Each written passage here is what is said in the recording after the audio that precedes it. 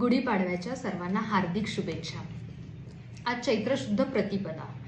चैत्रशुद्ध प्रतिपदा ते चैत्रशुद्ध नवमी म्हणजेच आपण ज्याला रामनवमी म्हणतो, याला रामरायाचे नवरात्र असेही म्हणतात। ह्या काळामध्ये जर आपण रामाची पूजा केली, रामाची जर उपासना केली तर ती अत्यंत फलदायी ठरते।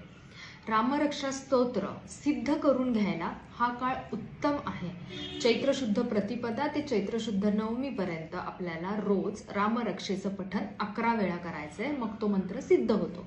एखादा मंत्र सिद्ध होतो किंवा स्तोत्र सिद्ध करायचंय म्हणजे काय, तर ज्या वेळेस आपल्यावर काही अडचणी असतील, काही संकट आलेले असतील, तर अशा वेळेस आपल्याकडे काही मार्ग नसेल तर ही उपासना आपल्याला त्यातून बाहेर काढायला मदत करते। मला खात्री आहे की सगळेजण रामरक्षेचं पठण करतील रामनवमीपर्यंत आणि मला नक्की तुमचा अनुभव कळवा। धन्यवाद। श्यामल पांगारकर, अयादी ॲस्ट्रो वास्तू।